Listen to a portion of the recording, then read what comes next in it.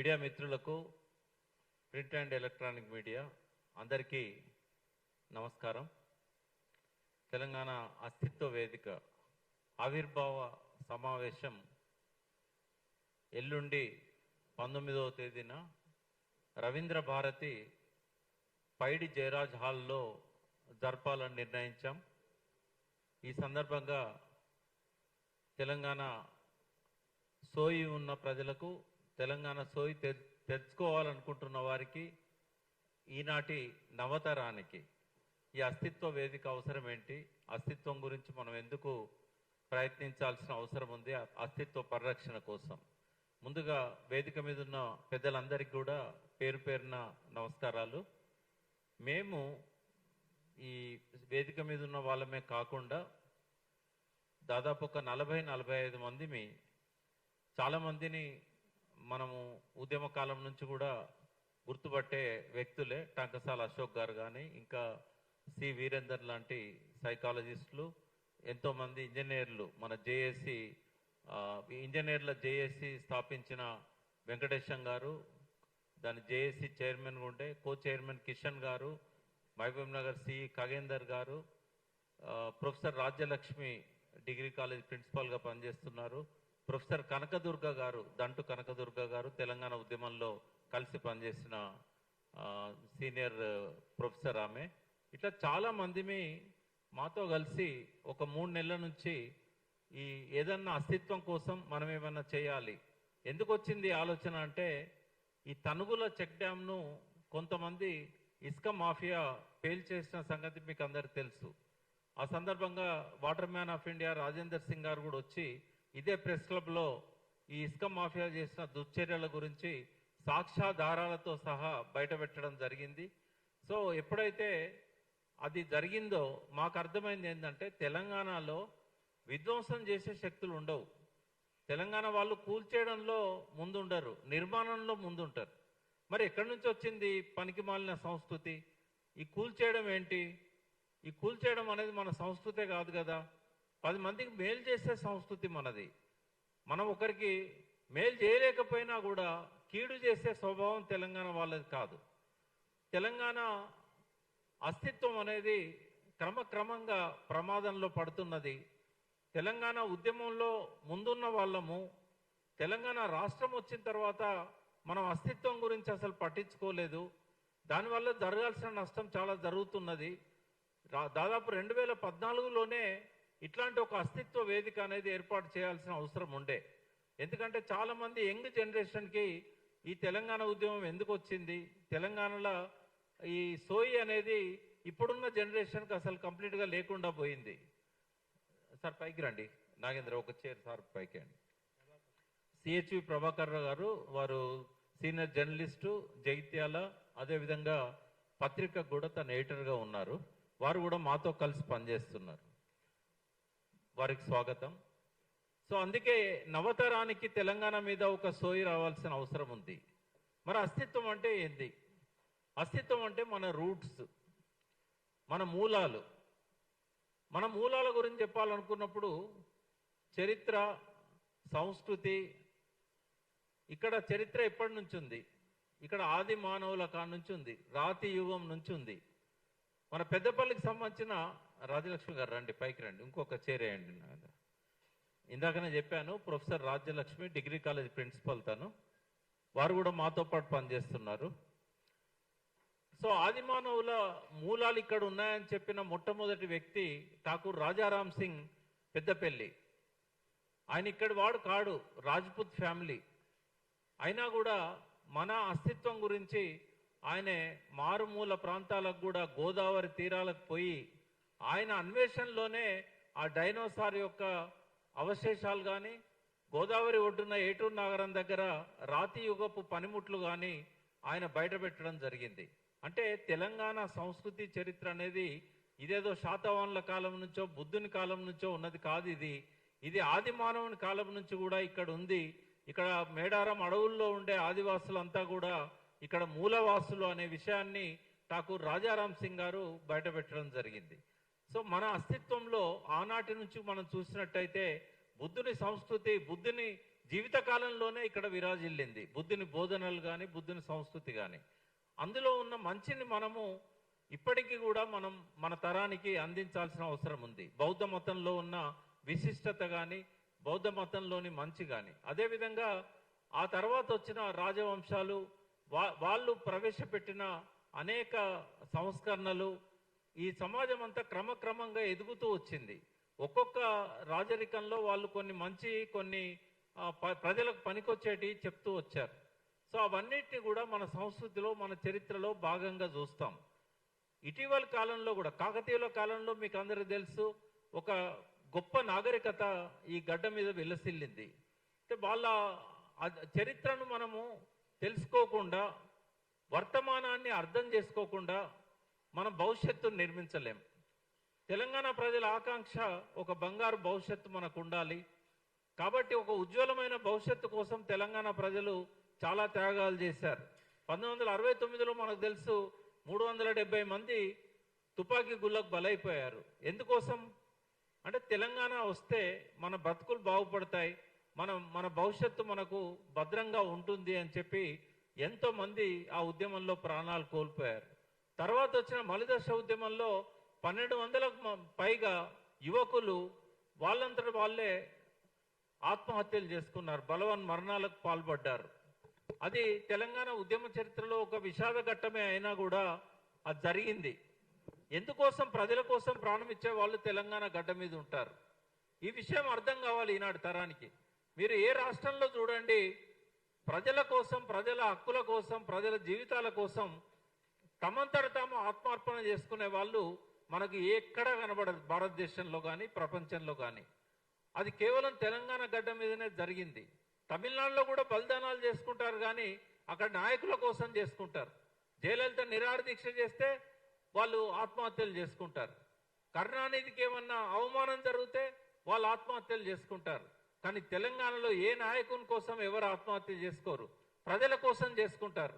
అది ఇక్కడ సంస్కృతిలో ఉన్న ఒక విశిష్టత. ఇక్కడ వీరశైవం విలసిల్లింది. ఆనాటి నుంచి ఈనాటి వరకు రాజులు, రాజ్యాలు, పోరాటాలు ఇవన్నీ మన చరిత్రలో సమ్మిళితమై ఉన్నాయి. మన సంస్కృతి ఇలాంటి వాటి అన్నిటితోని ఒక రకంగా చెప్పాలంటే అది కలగాపులగమై ఇవాళ అందులో నుంచి మనం మంచిని ఏరుకోవాల్సిన పరిస్థితి మనకు వస్తుంది.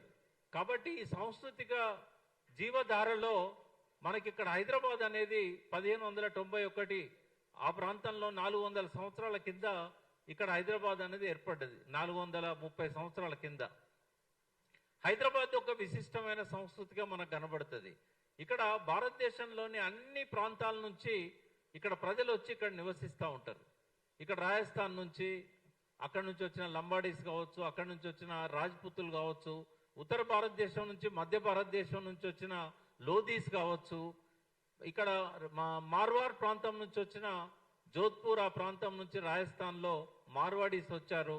ఇట్లా అనేక రకాల జాతులు, తెగలు, కులాలు ఎక్కడెక్కడి నుంచో వచ్చే హైదరాబాద్లో ఇవాళ ఒక 300-400 సంవత్సరాలుగా స్థిర నివాసాలు ఏర్పాటు చేసుకొని ఉన్నారు. వాళ్ళకు అనేక తరాలు ఇక్కడే పుట్టి పెరుగుతున్నారు. వాళ్ళంతా కూడా తెలంగాణ అస్తిత్వంలో ఒక భాగం అయినారు. కాబట్టి ఈ అస్తిత్వం అనేది కేవలం ఇక్కడ పుట్టిన వాళ్ళ కోసము, ఏదో ఇప్పటి తరం కోసమే కాదు. ఇది ఈ తరతరాలుగా వస్తున్న ఈ సాంస్కృతిక జీవధార, దాన్ని అర్థం చేసుకోవడం ఎట్లా? ఇటీవల కొన్ని ఉద్యమాలు వచ్చినాయి. వేరే ప్రాంతం వాళ్ళకు వ్యతిరేకంగా గోబ్యాక్ అని వచ్చింది, వాళ్ళు వృత్తులు చేసుకోవద్దని వచ్చింది. ఇలాంటి వాటి మీద ఒక అవగాహన అనేది రావాల్సిన అవసరం ఉన్నది. ఏది మనం పర్మిట్ చేద్దాము, ఏది మనం పర్మిట్ చేయకూడదని. అట్లా అదేవిధంగా పక్కనున్న ఆంధ్ర ప్రాంతం నుంచి కూడా ఇక్కడ రాజధాని అయిన తర్వాత కావచ్చు, లేదా నీటి వసతి ఉన్న ప్రాంతాలు ఇక్కడ ఉండడం వల్ల దాదాపు 100 సంవత్సరాలుగా ఇక్కడ అక్కడి నుంచి వచ్చి స్థిరపడ్డ వాళ్ళు ఉన్నారు. ఇక్కడ ఎన్నో గుంటూరు పల్లెలు ఉన్నాయి. సరే, తెలంగాణ ఉద్యమంలో కొంత ఆవేశాలు రాజుకున్నా కూడా మరి ఇప్పుడు తెలంగాణ వచ్చిన తర్వాత ఆ ప్రజల పట్ల మనం ఎట్లుండాలి? ఇప్పుడు మనం వేదిక మీదకి పాపారావు గారిని పిలిచాం. వారు తెలంగాణ అస్తిత్వంలో ఒక భాగం అయ్యారు. వారు ఇక్కడే ఉంటున్నారు, ఇక్కడ గాలి పీలుస్తున్నారు, ఇక్కడ నీళ్లు తాగుతున్నారు, ఇక్కడ మట్టిలో నుంచి వచ్చిన అన్నం తింటున్నారు. మరి ఇలాంటి వాళ్ళందరి విషయంలో అస్తిత్వం అనేది ఒక ప్రశ్నార్థకంగా మారకూడదు. కాబట్టి ఇవన్నిటి మీద మనము భవిష్యత్తులో మనం ఒక అవగాహన ఏర్పాటు చేసుకోవడమే కాకుండా మన భవిష్యత్ తరాలకు ఇప్పుడున్న యువతరానికి కూడా ఈ అస్తిత్వ సోయి కల్పించాల్సిన అవసరం ఉన్నదని భావించినాం. మేమందరం కలిసి అనేక జూమ్ మీటింగ్స్లలో అస్తిత్వం మీద చర్చలు చేశాం. వాటన్నిటినీ ఒక సంకలనంగా రేపు 19వ తారీఖున తెలంగాణ అస్తిత్వం అనే పేరుతోని కె శ్రీనివాస్ గారు కానీ, రామోజీ హరగోపాల్ గారు, మామిడి హరికృష్ణ గారు, ఇట్లా సుక్కిరెడ్డి నారాయణ రెడ్డి గారు, ఇంకా కొంతమంది మిత్రులు మన ఈమని శివనాగిరెడ్డి గారు, వీళ్ళందరూ రాసిన వ్యాసాలతోని ఇంకా పూర్వం కూడా కొంతమంది అస్తిత్వం మీద రాశారు. ఆ వ్యాసాలు అన్నిటితో పాటుగా శ్రీధర్ దేశపాండే గారు, రవీందర్ గారు వీరు రాసిన ఆ వ్యాసాలన్నింటినీ ఒక సంకలనంగా పుస్తకావిష్కరణ కూడా ఆ రోజు ఉంటుంది 19వ తేదీన. దాంతో పాటుగా మరో శ్రీకృష్ణ కమిటీ నివేదిక అని చెప్పి పిసి ఘోష్ గారు వారి విచారణ సందర్భంగా వారి ఫైండింగ్స్ ఏంటి, అందులో ఉన్న లోపాలు ఏంటి అనే విషయం మీద శ్రీధర్ దేశపాండే గారు రాసిన మరో శ్రీకృష్ణ కమిటీ నివేదికను కూడా రేపటి 19వ తేదీ మీటింగ్లో ఆవిష్కరించబోతున్నాం. ఈ రెండు పుస్తకావిష్కరణలతో పాటుగా తెలంగాణ అస్తిత్వ వేదిక ఆవిర్భావాన్ని కూడా అదే రోజు పైడి జయరాజ్ హాల్ రవీంద్ర భారతిలో ఉదయం 10 గంటల నుంచి 1 గంట వరకు జరిగే సమావేశంలో ఆ అస్తిత్వ వేదిక ఆవిర్భావాన్ని కూడా ప్రకటించబోతున్నాం. అయితే ఈ సమావేశానికి మేము ఒక లైఫ్ టైం అచీవ్మెంట్ అవార్డు మా మీటింగ్లో ఇవ్వాలని అనుకున్నాము. దానికి మేము ఎంపిక చేసిన వ్యక్తి తెలంగాణ గర్వపడే ఒక సీనియర్ జర్నలిస్టు ఎస్ వెంకటనారాయణ గారు. వారు దాదాపుగా 60 సంవత్సరాల నుంచి ఢిల్లీలో ఉన్నారు.